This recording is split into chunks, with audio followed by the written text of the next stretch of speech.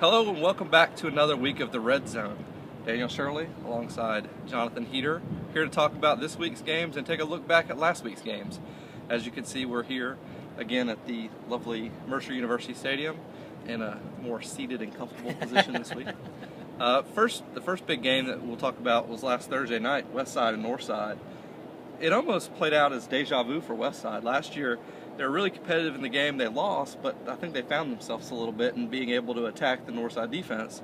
Same thing happened the other night. Maybe they're just a really good matchup for Northside. I mean, their athleticism, DeQuavius Walker had a huge game at quarterback.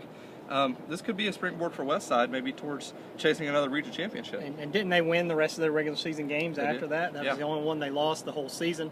I know that's kind of what Shedrick Risper is counting on going into this week's games, and they open region play Thursday night. But you were there at the Westside game, the Thursday game last week, and just were telling me how impressed you were with Westside. And they had a couple of plays where they could have scored a couple more touchdowns. They dropped a couple of passes. Three touchdown drops. They're very active on defense too. I know Northside's got this giant defensive line, but maybe that causes a giant offensive line.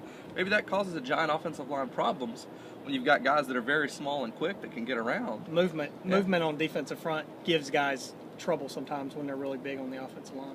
It's just a really incredible performance by Westside. They lost by 2 touchdowns, but like I said, they dropped 3 touchdowns.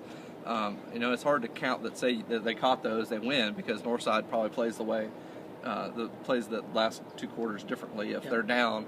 But a really impressive performance by Westside. And Northside gave fans a little bit different look with Glenn Smith playing a lot of quarterback in the second half, and that's a devastating combo with him and Willie Jordan in that read option. You told me the other night how impressed you were with Jordan, that he's as good a high school back as you've seen. He's as big. He's got some ways to go in terms. He's played 3 games, so he's got a lot of production that he can't. I mean, you can't compare him to guys that have played 2 years as a starter. Right. But he's got the potential to be as good as anyone I've seen. And that's what Northside does, and they get ahead. You don't typically see them throwing the ball over the field and running up the score. They get a lead and they kind of pound out a win, and kind of ground the game out. So another good win for them. Again, they haven't lost a regular season game since Coach Kinsler took over. Yeah. And that's a remarkable stat to me. And you see they're off this week, so they'll get a week off to rest and get ready for the rest of their season. But another good win for Northside. Speaking of stretches, Peach County hasn't lost 2 games in a row since 2005. Hadn't been out of the state rankings since 2008. And both those streaks came to an end this week as Peach County lost, gave up 54 points to Warner Robins. I think the most points they'd ever given up in school history. I think only the 3rd time they'd ever given up 50. So Peach County is in a little bit of a slump right now. It's remarkable to see that happen because we're not used to seeing that happen to Peach County. You've been here a couple of years longer than I have. I've been here since 2006, and they've been really, really good since I got here, winning a state title and been really good since Chad Campbell took over, winning another state title. So it's kind of stunning to see Peach County get pushed around like this. I think the one thing I look at is that they're going to have some time to get their feet underneath them. I mean, the schedule starts off really rough, but they do have a region schedule that's not exactly the most competitive region. I know they have Carver at the end of the year that will be a tough game. But for the most part, they're going to have some time to build back up, and they're going to be a playoff team. There's no doubt about that. You would think that they're going to get some things straightened out. If any coaching staff can straighten this out, they can. And their schedule definitely was front-loaded for sure until that Carver game. In that region, they should be able to be a playoff team, finish second probably to get a home playoff game in the first round. I'll tell you this, watch out for Macon County on Friday night, because Macon County is playing very good football. They've got a great linebacker in Roquan Smith, and it seems improbable that Macon County would upset Peach County, but I think it could be a close game. And Macon County has really improved the last couple of years. I mean, they really struggled there for a couple of years, but last year they improved, they took a step forward, and this year they look like they've got a team that could do some damage in single A. I mean, against the Triple A. Double A. Against the Triple A team like Peach County, you would think they would struggle a little bit, but in Double A, they certainly could make some noise. All right, let's look forward to, first the Deerfield-Stratford game. Deerfield just seems like they just mow their way through Bibb County, and they've taken out Mountain Sales in a game that Mountain Sales probably definitely could have won, maybe should have won. Yes. Last week, Stratford made some mistakes and lost by a touchdown. So now they've got Tattnall this week, and Deerfield looking for the Bibb County sweep in the regular season. I know you get a chance to talk to some. You've talked to Clint Morgan some, and the coaches that led up to the Deerfield game. I don't think anyone thinks Deerfield is a juggernaut like they usually are. So it's a little surprising to me that one of the local schools hasn't caught them. Well, but Tattnall will have the chance this week. Yeah, Tattnall had the chance, and Mountain Sales had a lot of bad luck, although some of it was of their own doing in that game 2 weeks ago. And in Stratford, that just sounded like a really exciting game from everything I read from our writer and following the coverage on Twitter throughout the night.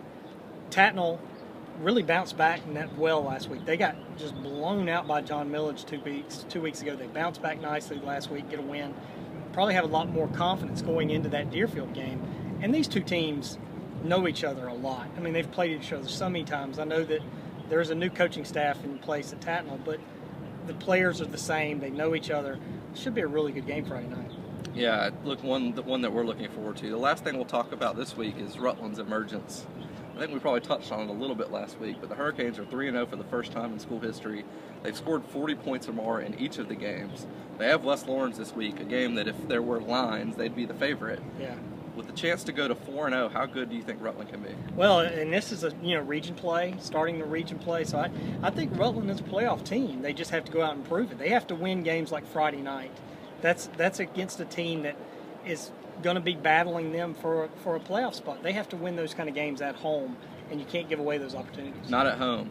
And it's going to be interesting because if they get through West Lawrence, I believe next Thursday night, which would be the 26th, they have Veterans. And that could be an unbelievably huge game for a playoff spot. For both of those teams again. I mean, look, we've talked about this. This region last year looks like this year is going to be Westside, Mary Persons, Baldwin at the top, and then some of these other teams playing for that fourth spot. And when you have those opportunities at home to win those games, you can't give them away. Rutland's offense has been unbelievable with Kenneth Williams, but they're not just a one-man show. Cheney is a really good back. Tamora Northcutt. So they've got a lot of weapons that maybe some other teams in that region don't have. Maybe Westside has some weapons like that. But, I mean, I don't know about any of the other teams having the kind of weapons that can kind of run up and down the field at Rutland. I'll say this. I think we assume that Baldwin, Westside, and Mary Persons are going to make the playoffs. Not necessarily be the three top teams. Right. But we believe, based on what we've seen and what last year and what we know talking to coaches, that they have the best chance for consistency throughout this region schedule. That's not to say that Veterans won't beat two of them or Rutland won't beat two of them.